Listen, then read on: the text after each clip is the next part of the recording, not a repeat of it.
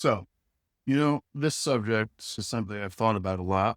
I had many capsulated thoughts about it, and now's the time to try to encapsulate it for you. There are those who believe that masculinity and manliness are tied to having no feelings and acting on no feelings and being completely unemotional. There is a time and a place to control one's emotions. That is true.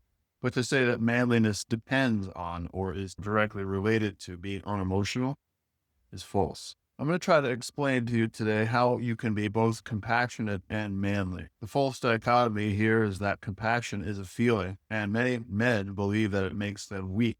But I'm here to tell you that it doesn't. The reason it doesn't is that principles don't make you weak.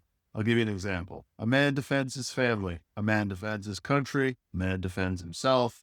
What is all of that? Those are all principles. Principle of defending a family, the principle of defending a country, the principle of defending yourself. Your defense, that is to say, your action, is tied to a principle. And what is a principle? Is a principle a unemotional, completely logical, totally intellectual thing with no emotional content at all? I mean, there are those who think it is, but it's not. A principle is something you feel strongly about. That's a principle. So my point is masculinity and manliness are tied to your principles. If a person or man has no principles, that's when principled men, that is to say, men of character, like you and I hope, generally judge him harshly. So a man who picks on the weak, a man who picks on women, beats women physically, women who are genetically and biologically, physically weaker than men. I mean, is that considered honorable among men? If it is to you, you're watching the wrong video. Another example would be a thief. You ever seen Willow, the film Willow? Remember when Eric accuses Matt Mardigan of being a thief? He's a worthless thief. And it's just the most shameful possible accusation. I'm not a thief, Eric. I'm not a thief, Eric. He's not a thief. He's not a thief. Right? And then Matt Mardigan says, I served the Nelwyn, Eric. I served the Nelwyn, Eric. Right? Giving himself a greater nobility and purpose. What he's trying to say is that having a principle gives you value. Now, I'm not here to condemn thieves in and of themselves, right? There's a certain context that goes into thievery in some cases. I wouldn't call it thievery in these cases, but that's a subject for another video. But back to the point. In that case, Matt Mardigan is expressing that he possesses a principle that elevates his character. So in this case, his character, and by that I mean his manliness as well. I think of manliness or masculinity as a degree of character. If you don't have character, I don't think you have masculinity. I don't think you have manliness. I mean, you can disagree with that if you want, but if you do, what you're ultimately arguing for is that you can be a complete piece of shit and also manly. I mean, what's the point of arguing that, right? I don't think it's a valid position, and I think it's a waste of time. If we want manliness or masculinity to be viewed as anything positive and not toxic, we have to connect it to something that is socially redeeming, something that is above and beyond any one behavior. It's not just how you behave that makes you manly. It's how you feel and think. It's my assertion that your principles derive from your feelings. Why? Because in order to know what your principles are, you have to be in touch with your feelings on some level. You have to know that your family is important to you. You have to know that your country is important to you and worth fighting for. You have to have self-respect to defend yourself. Do you think those are just installed into your brain and just sit there like in the Matrix? I know Kung Fu. I know Kung Fu. No, those are learned behaviors based on emotion that you have. Yes, there are biological components, but there are biological components to me raping someone too. But I know it's wrong, right? So what is the deciding factor? The feeling, the knowing, the emotion. It is my emotional knowledge. My disgust at the idea of raping someone is tied to how I feel about it, even though it's biological. So the deciding cardinal factor is my feeling. which allows me to act on principle, not the principle itself. And it's not the biological impact itself. It's the feeling. So now that I've established that, the question becomes, how do you interact with your own feelings and also become manly or masculine in the sense that we want to be manly and masculine? Because that's what boys want to be.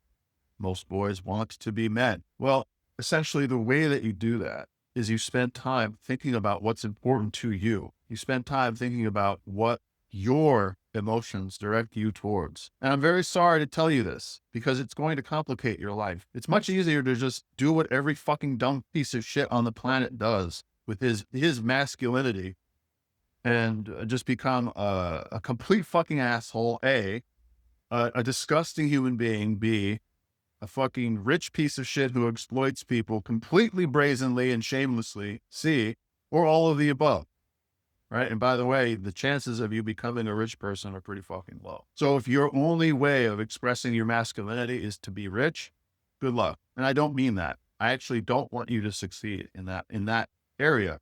Why? Because if you were to succeed, it would mean oppressing others, exploiting others, being a fucking scumbag. And part of what we men need to understand and express and articulate and share is that it is not the people who are weaker than us, financially, physically, privilege-wise, whatever. It is not the people who are weaker than us who are trying to twist what masculinity is, who are trying to use it for their own ends. It's not them. It's these pieces of shit. It's these principleless, amoral, exploitative, destructive pieces of shit who do it. And who am I talking about? I'm talking about the Tates, talking about the Trumps, talking about the Musks, talking about the fucking Jordan Petersons. I'm talking about the people who tell you and who have told you and who coast on this idea that masculinity is tied to brute force, to power. If you're powerful, you're masculine. No, I'm very sorry, but that's not how the world actually works. It's how they want it to work. And maybe in a Machiavellian sense, it's how it works. But you know what? If how everything in a Machiavellian sense works made it right, then why in the fuck is our society such a fucking nightmare? If that made it right, right? We look at the news and we look out the window and we look at our fellow person and our fellow human and our situation and our political system and we say, this is a piece of shit. What the fuck's going on here? Even if you're pro-Trump, you think, well, he's cleaning up the fucking swamp and he is fighting the deep state and he's doing all these things. So even if that's where your position is, right? And by the way, I think you're a great guy for the most part, if that's what you think. I'm not trying to fuck your shit up right now. But even if that's where your position is, you feel that there's a deep state to be fought. You feel that there's a swamp to be emptied. You feel that the world is chaotic and bad on some level. I'm not telling you how you feel. I'm just suggesting this is why his particular message resonates with you, maybe. So we're agreed on some level that the world is on fire. Question is what to do about it. My point was that if the world as it is, not as it should be, but as it is, made it right, then why are we all pissed off? Why are we all anguished? Why are we all offended? Why are we all angry? Why are we all upset? Why are we all divided? Now, what I said was, I'm sorry that this is the truth I have to convey to you. Why am I sorry? I'm really not, but on some level I am. Because it means that your life as a man is going to be more complicated. It means that you're going to have to actually think about what's important to you. It means you're going to have to actually weigh your options in terms of what you think masculinity is, in terms of what you think is worth fighting for, worth defending. Like I said earlier, right? It can be family, it can be country, and it can be yourself. Maybe it should be. But you have to figure out why those things are worth having and worth defending. And those realizations as to why come from here, okay? They come from here, and then you use here to turn them into action. They don't start here. And they certainly don't avoid this spot. If they avoid this spot, what happens? What happens is you turn into a fucking self-pitiful piece of shit An incel scumbag motherfucker who is content to be an asshole, to be a misogynist, who is basically on his way to being a Nazi piece of shit. That's what you become. Why? Because you follow these externally imposed ideas of masculinity without any self-reflection as to how you feel about them, as to whether they even relate to you. You basically take the ideas of masculinity that are given to you and run with them. And then after a short time of realizing that women don't like misogynistic scumbags, that the world doesn't like them, that a large percentage of the well-meaning political machine, and I do include some conservatives in this, right? They also don't like them. They don't like racist scumbags. They don't like people who blame the least powerful segments of society for their problems. They don't like people who are filled with self-pity. They don't like people like that. Once you realize that the world doesn't like people like that, you become a self-piteous, disgusting human being.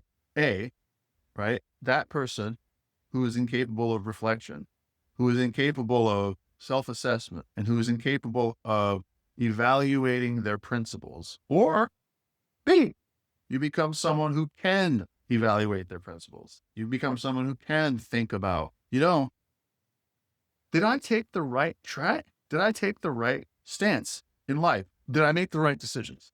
Or did I accept ideas, not my own, without criticism, without challenging them, without evaluating them, without seeing if they stood up to the basic smell tests, whether they stood up to basic logic, whether they were internally consistent? Because if you can do that, then there's hope. As soon as you fall into self-pity, you're in trouble. As soon as you think the world owes you something, which is what conservatives often accuse liberals or whatever, leftists, whoever the fuck, of being entitled and thinking the world owes them something, right?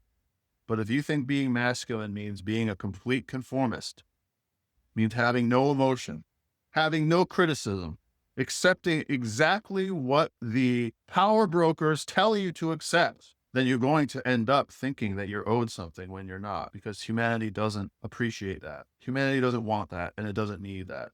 The only people who want that and need that are the people who benefit from you being like that. And who benefits? The people with power. They benefit. Why? Because a man who doesn't think about why he fights is easy to control, easy to exploit. And I'm here to tell you that you have great power. You have great value. You have great influence. That's why he wants to control you. That's why they want to take control of you and take away your ability to be in touch with what you truly think and truly believe and truly want and truly value. Because the moment that men are united against the scumbags, the moment we are united against the exploiters, against the dividers, the world will change. I'm serious. I'm serious right now. Every single segment of society that has been oppressed for the last 50,000 years understands this. No one wants to say it, but they understand it. And they've revolted, and they've reformed, and they've done what they had to do. And they've made great progress. No thanks to us. Well, some thanks to us, right? But the moment, I'm sorry to say it, this is the part where I'm going to piss a few people off if I haven't already. But the moment men, white men, black men, gray men, blue men, purple men, orange men, gray men, I said that already. The moment men stand up and are united, fucking over, bro. The moment that happens, they don't have a chance. And who's they? I said it already. I'm going to say it again. The rich scum fuckers. The scumbag, amoral, disgusting, destructive, world-destroying, human life destroying, bombing, fucking warmongering scumbags who control the government and who occupy the government. Those are the fucking enemy, not the fucking poor guy begging in the street, getting back to thievery for a second, not the guy who has to steal a little money to fucking feed his family. He emotionally knows that that's worth fucking stealing for. Imagine if he didn't have to steal. And imagine if those principles and those morals and those convictions could be put towards fighting the fucking enemy. And if not fighting the enemy, at least improving himself and the lives of his family and the lives of his fellow people. How fucking sick would that be? How sick? So that when you see him, you don't dismiss him. You don't dehumanize him. You think to yourself, what if he could live up to his full potential, right? which is, of course, the same question you can ask yourself. What if I could live up to my full potential? What if humanity could live up to its full potential? And then once we're asking ourselves this question, men can help to bring this about. We can bring it about. We have tremendous power, tremendous guts, tremendous vision. And once it's in our hands together, that's when true masculinity will exist, not this sad, squash little thing that is being foisted on us, on our young men from pretty much every possible turret. So I leave you with that. I hope that it was thought provoking. Ask me any questions you might have. And until next time, stay fresh. Peace.